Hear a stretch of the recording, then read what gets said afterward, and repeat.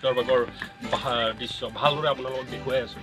আৰু আপোনালোকে দেখিবলৈ পাইছে ইয়াৰ এটা সম্পূৰ্ণ কৃষিৰ ক্ষেত্ৰত বিপ্লৱ আনিবলৈ এই কৃষি ফাৰ্মৰ জৰিয়তে সক্ষম হৈছে।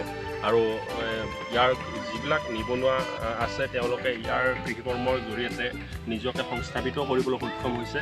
আৰু এই ধৰণে সুন্দৰ পৰিৱেশ এটা সৃষ্টি কৰি এক সুন্দৰ মানে লোকসকলক আদৰণি জনাই এক সমাজত এক ভাল বাৰ্তা দিবলৈ সক্ষম হৈছে।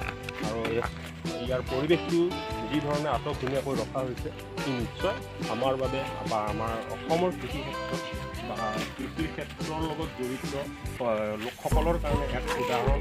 গতিকে আপোনালোকে চাবলৈ আহিব।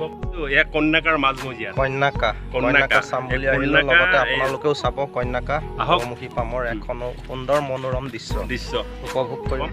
গতিকে আপোনালোকে চাই থাকক ইয়াৰ কিছু দৃশ্যাংশ।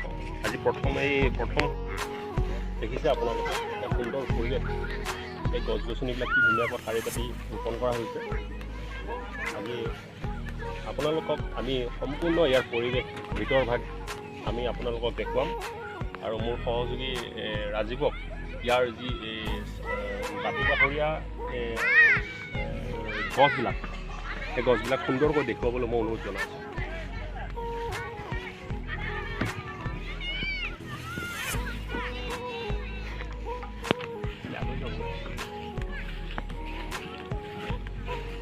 আশা ৰাখিছোঁ সকলোৱে আহিব এই কন্যাকা ফাৰ্মলৈ।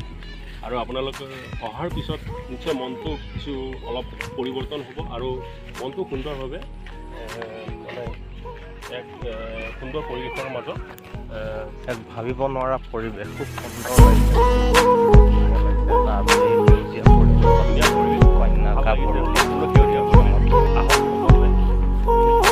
নাৰ্চাৰী। আপোনালোকে অন্য বিভিন্ন ধৰণৰ যদি কাৰোবাক দৰকাৰ হয় গছৰ পুলি ইয়াৰ পৰা আপোনালোকে ক্ৰয় কৰিব পাৰিব। নিজে আহি চাই মেলি বিভিন্ন ধৰণৰ গছৰ পুলি ইয়াত পোৱা যাব।